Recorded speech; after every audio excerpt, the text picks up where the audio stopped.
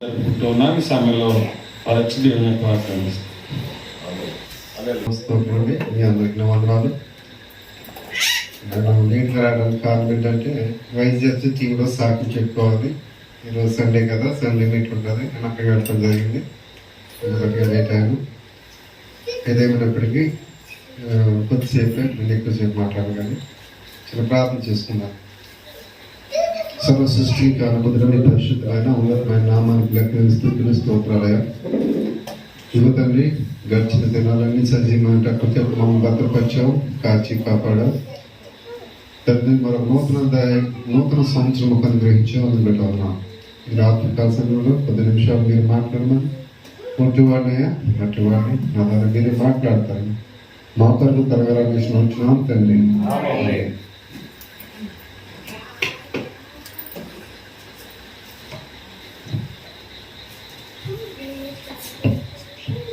అందరూ కీర్తనలు 146 సంకీర్తన ధ్యానించాలని ఆశపడుతున్నాము. అది అట్టే తీసి పెట్టుకోండి. 146 దావీదు రాసిన కీర్తనలు 146. యెహోవాను స్తుతించుడి నా ప్రాణమా, యెహోవాను స్తుతింపుము. ఇక్కడ దావీదు చెప్తా ఉన్నాడు. ఏం చెప్తున్నాడంటే యెహోవాను స్తుతించుడి, యెహోవాను స్తుతించుడి. మనం ఎప్పుడు యెహోవాను స్తుతించాలని చూసినట్లయితే 45లోనే 2వ మాట అనుదినము యెహోవాను స్తుతించేదను. దావీదు అంటున్నాడు అనుదినము, నిత్యము. అదే మనం చూసుకున్నట్లయితే ఎల్లప్పుడు 34లో ఉంటుంది కదా, ఎల్లప్పుడు యెహోవాను సన్నుతించేదను. అంటే మనం ఎప్పుడు దేవుని స్తుతించాలంటే అనుదినము స్తుతించాలి, ఎల్లప్పుడూ స్తుతించాలి. అంతేకాదు 142 వచనం ప్రకారం నా జీవిత కాలం అంతయు యెహోవాను స్తుతించాడు. ఎప్పుడు మనం దేవుని స్తుతించాలి? జీవిత కాలము, అనుదినము, నిత్యము, మనం బ్రతుకున్నంత కాలము మనం ఏం చేయాలని దేవుణ్ణి స్తుతించాలి. ఈ మాటలు చెప్తున్నది ఎవరు? దావీదు కదా. దావీదు ఈ మాటలు ఎవరు చెప్తున్నారు? దావీదు ఏ స్థితిలో ఉండి ఈ మాటలు చెప్తున్నాడు? గొర్రెల కాపరిగా ఉండి చెప్తున్నాడా? కాదు. రాజుగా ఉన్నప్పుడు చెప్తున్న మాటలు. రాజుగా ఉండి రాజుకి అనేక సమస్యలు ఉంటాయి. రాజ్యాన్ని పరిపాలించాలి, శత్రువుల నుంచి కాపాడుకోవాలి, అనేకమైన సమస్యలు ఉంటాయి. అటువంటి సందర్భంలో చెప్తున్న మాటలు. కొన్ని గొర్రెలు కాపరి ఉన్నప్పుడు ఖాళీగా ఉంటాడా? ఏ మాటలైనా చెప్పుకోవచ్చు అనుకోవచ్చు. ఇది గొర్రెలుగా ఉన్నప్పుడు చెప్తున్న మాటలు కాదు, రాజుగా ఉన్నప్పుడు చెప్తున్న మాటలు. ఆయన ఏంటంటే మనం స్తుతించాలి అనుదినం, మన జీవిత కాలం అంతా కూడా స్తుతించాలి. అసలు ఎందుకని మనం దేవుణ్ణి స్తుతించాలి అని మనం చూసుకున్నట్లయితే 6వ వచనం చూడండి. ఆయన ఎందుకని స్తుతించాలి? ఆయన ఆకాశమును, భూమిని, సముద్రమును, దానిలోని సర్వస్వమును సృజించిన వాడు. ఆయన ఎన్నడూను మాట తప్పని వాడు. సరిపోదు. ఇక్కడ ఏంటంటే ఆయన ఈ సర్వ సృష్టికి సృష్టికర్త కదండి. అందుకే మనం దేవుణ్ణి స్తుతించాలి. ఈ సృష్టిని సృష్టించింది దేవాది దేవుడు. ఆయనకు అసాధ్యమైంది ఏది కూడా లేదు. సృష్టిలో ఏమున్నదో సమస్తం ఆయనకు తెలుసు. కాబట్టి ఈ సృష్టిని సృష్టించిన దేవుడిని మనం ఏం చేయాలి? స్తుతించాలి. భూమిని సృజించింది ఆయనే, ఆకాశాన్ని సృజించింది ఆయనే, భూమిపైన ఉన్న సమస్తాన్ని సృజించింది ఆయనే. మనం ఈ భూమి మీద 1 నిమిషం బ్రతకాలన్నా మనకి గాలి ఆడకపోతే మనం బ్రతకలేదమ్మా. ఆ గాలి సృష్టించింది దేవుడు. కాబట్టి ఈ భూమి మీద ఆకాశం, భూమిని, ఈ సమస్తాన్ని సృష్టించి దేవుడి మనం ఏం చేయాలి? స్తుతించాలి. అందుకే ఆదిలో దేవుడు ఏం చేశాడు? సృష్టిని అంతటిని కూడా సృష్టించిన తర్వాతనే మానవుడిని చేశాడు. మానవుడికి ఏది కావాలో అన్ని సృజించాడు, ఏర్పాటు చేశాడు. అందుకే మనం ఏం చేయాలి? మనకు ఎవరైనా ఏదైనా బహుమతి ఇచ్చారనుకోండి, మనం ఏం చేస్తాం? అతని కృతజ్ఞత కలిగి ఉంటాం. దేవుడు మనం ఎంతగా మన కొరకు ఆకాశాన్ని సృష్టించాడు, భూమిని సృష్టించాడు, భూమి పైన సమస్తాన్ని సృష్టించాడు. కాబట్టి మనం ఏం చేయాలి అంట? ఆయనను స్తుతించాలి. ఎప్పుడు? ఎల్లప్పుడు మరియు మన జీవిత కాలం. అంతేనా? ఇంకా చూడండి, కింద చూసినట్లయితే మాట తప్పని వాడు ఉంది కదండి 6వ వచనంలో, ఆయన మాట తప్పని వాడు. చూసారా? ఇప్పుడు మాట తప్పని వాడు, ఆయన ఎన్నడూ కూడా మాట తప్పడు. కాబట్టి అటువంటి వ్యక్తిని మనం ఏం చేయాలి? మనం స్తుతించాలి, ఆరాధించాలి. ఎందుకంటే మనుషులు వంటి మనుషుడు కాదు. మనుషులైతే ఈ రోజు ఒక రకంగా మాట్లాడతారు, రేపు మరొక రకంగా మాట్లాడతారు. కలిగి ఉంటే ఒక రకంగాను, కలిగి లేకపోతే మరొక రకంగా ఉంటారు. అయితే దేవుడు అంట మాట తప్పేవాడు కాడు. కాబట్టి మనం ఏం చేయాలంట? ఆయనను స్తుతించాలి. మాట తప్పని వాడు ఆయన. ఆ నిత్యం మన కొరకు ఆలోచించే వ్యక్తి. కాబట్టి ఆయన మాట తప్పేవాడు కాడు. ఇంకా మనం చూసినట్లయితే ఆయన నిరంతరం అంట మనల్ని ఏలేవాడు. మన ఆయన ఏం చేస్తున్నాడు? నిరంతరం కూడా ఏలుతున్నాడు. ఏలటం అంటే మనం కాపాడుతూనే ఉన్నాడు. మన మీద ఆయన అధికారిగా ఉన్నాడు. కాబట్టి మనం ఆయనకు లోబడాలి. మనం ఏం చేయాలి? ఆయనకు లోబడి ఆయన స్తుతించాలి. మనం దేవుణ్ణి, ఆయన సృష్టించాడు మన కొరకు. అటువంటి దేవుడు మాట తప్పడు. తర్వాత నిరంతరం మన కొరకే ఆలోచించే దేవుడు. అటువంటి దేవుడు మనం స్తుతించాలి కదా. స్తుతించడం అంటే పాటలు పాడటమే కాదు. మనం స్తుతించడం అంటే మనం ఏమనుకుంటాం అంటే పాటలు పాడాలి, దేవుని స్తుతించడం కాదు. మన దేవుడిని ఎప్పుడు స్మరించాలి. మన మనసులో మనం పని చేసినా ఏం చేసినా ఏం చేయాలి? దేవుని స్మరిస్తూ ఉండాలి. ఆయన నామాన్ని మనం తలుచుకుంటూ ఉండాలి. మన జీవితంలో ఆయన చేసిన ఉపకారాలు కానీ అవి మనం చెప్పే సందర్భాల్లో చెప్పాలి. చెప్పని సందర్భాలు మనం వాటిని ఏం చేసుకోవాలి? తలంచుకోవాలి. నన్ను దేవుడు ఈ విధంగా కాపాడుతున్నాడు కాబట్టి అదంతా దేవుని కృపే అని మనం ఏం చేయాలంట? మనం స్తుతించాలి. అంతేకాదు ఆయన ఈ ఆదరించే దేవుడుగా మనకున్నాడు. ఆయన ఏంటండి? ఆదరించే దేవుడు.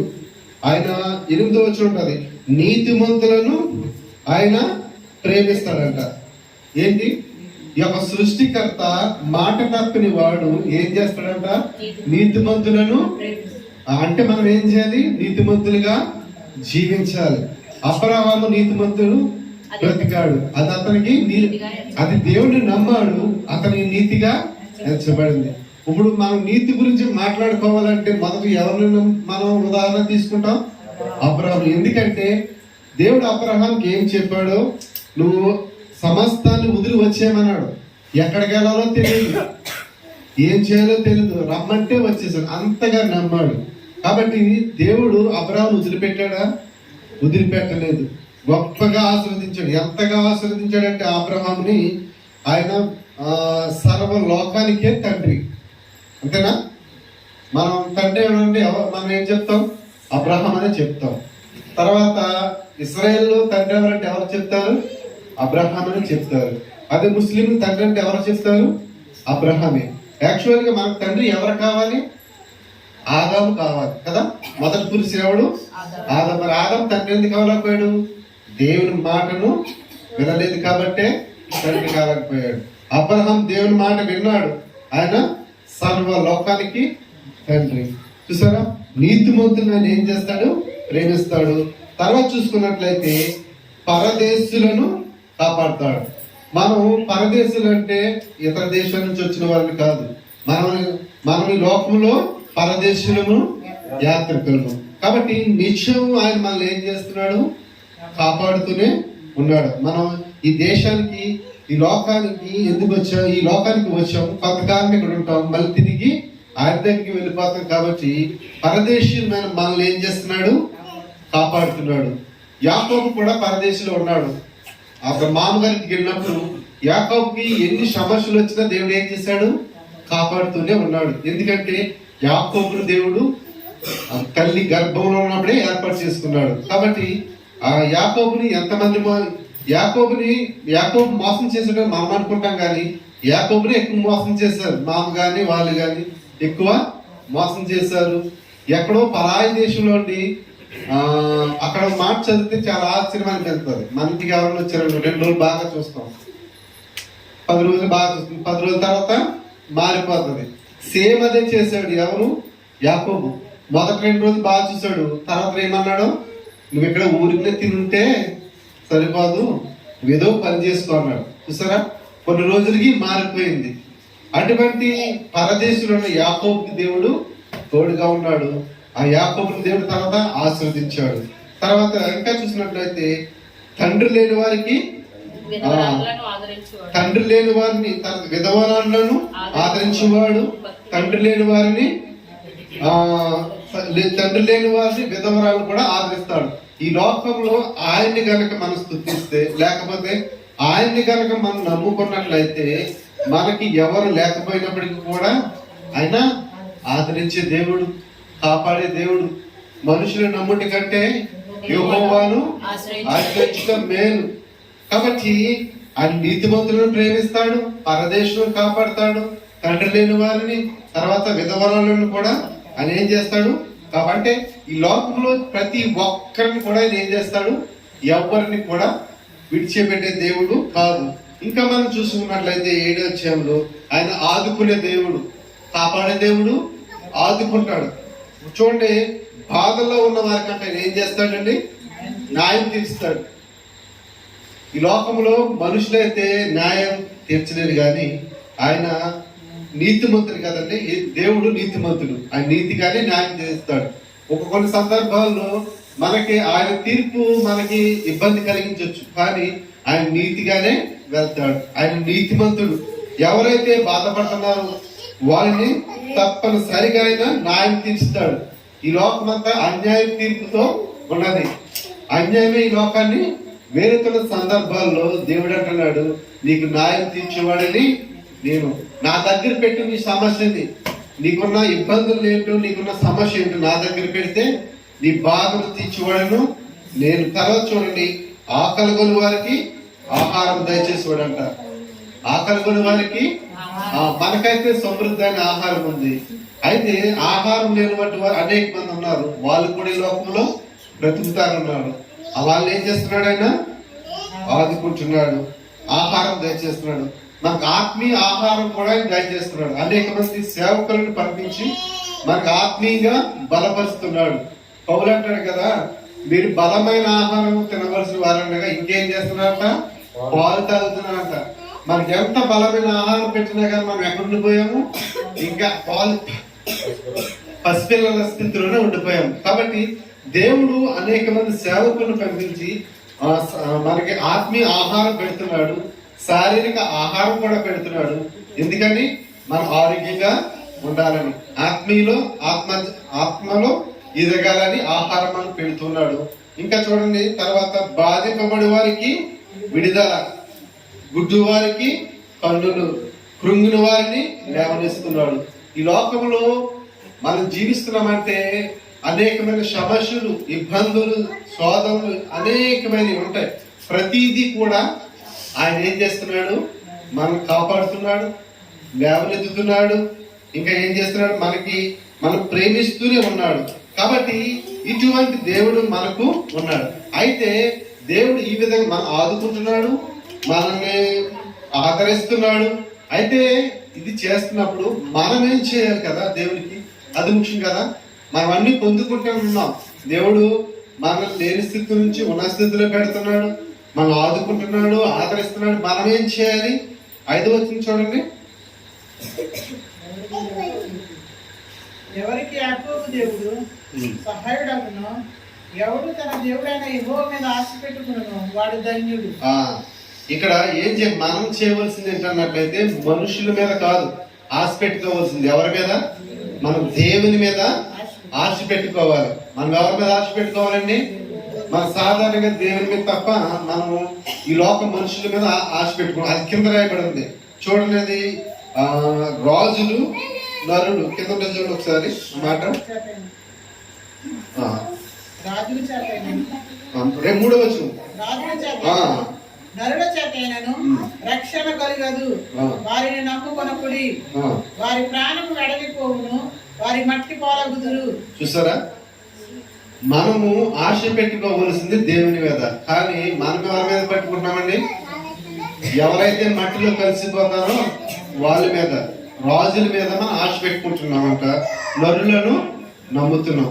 వారి వల్ల మనకి ఏమైనా ఉపయోగం ఉందా అంటే అస్సలు ఉపయోగం లేదు. ఎందుకన్నట్లయితే మనం ఏదైనా కష్టం వచ్చి రాజుని ఆశ్రయించామనుకోండి, అతని తీర్పు ఎలా ఉంటదంటే అతడు ఎవరికి నచ్చితే వారికి తీర్పు తీర్చవచ్చు. లేకపోతే మనుషుల మీద మనం ఆశపడ్డామనుకోండి, వాళ్ళు మనం నచ్చితే ఒక రకంగాను, నచ్చకపోతే ఒక రకంగాను.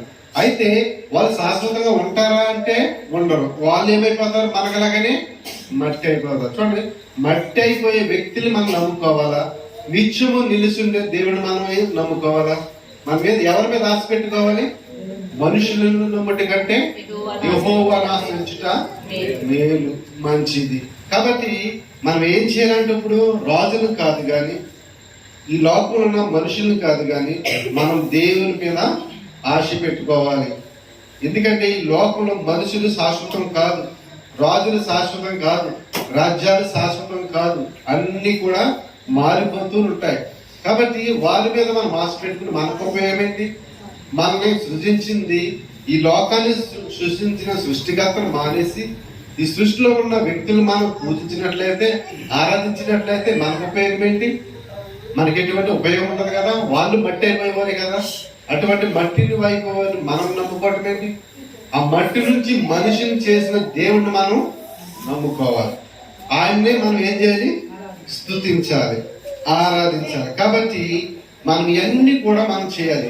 ఒకవేళ దేవుడు ఇంతగా మనం ఆదుకుంటున్నాడు, లేకపోతే ఇంతగా మనం ఆదరిస్తున్నాడు, మనం అన్ని కూడా చేస్తున్నప్పుడు మనం ఆయనకి కృతజ్ఞత కలిగి లేకపోయినట్లయితే ఏం చేస్తాడో ఇదే అధ్యాయంలో చూడండి.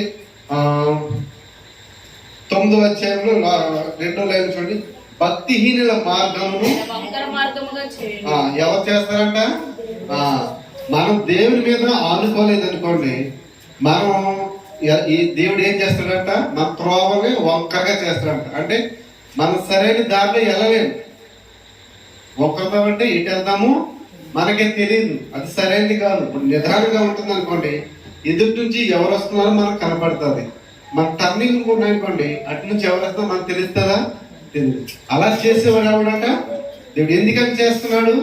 మనం ఆయనకి లోబడట్లేదు. భక్తిహీనుల మార్గం అంటే మనం ఇంతగా మనల్ని దేవుడు ప్రేమిస్తున్నాడు, మనల్ని కొరకు ఈ సృష్టినే చేశాడు, ఆయన మాట తప్పని వాడు, నిరంతరం మనల్ని కాపాడుతున్న దేవుడు, ఆదరిస్తున్న దేవుడు, ఆదుకుంటున్న దేవుడు, ఇన్ని మనం చేస్తున్నాడు. నిజమే కదండి. ఒక క్షణం మనం దేవుడు మనం కాపాడకపోతే ఏమవుతామో మనకే తెలియదు. అలా కాపాడుతున్న దేవుడు మనం ఏం చేయాలంట? స్తుతించాలి. ఏం చేయాలండి? స్తుతించాలి. అది ఎప్పుడు? ఎల్లప్పుడు మన జీవిత కాలం అంతా. అది మనం ఏ విధంగా స్తుతిస్తాం? అది పాటల ద్వారానా, మాటల ద్వారానా, ప్రార్థన ద్వారానా, ఏ విధంగా అయినా ఆయన్ని స్తుతించాలి. మన నుంచి కోరుకునేది ఆయన అదొకటే కదండి. స్తుతి స్తుతి స్తుతి అదే కోరుకుంటున్నాడు. ఆయన నామాన్ని స్తుతించాలి. యేసు ప్రభు గారికి ఇశ్రాయేలు అంటే ఎందుకు కోపమో తెలుసా? ఎందుకు కోపం? ఎందుకని కోపం?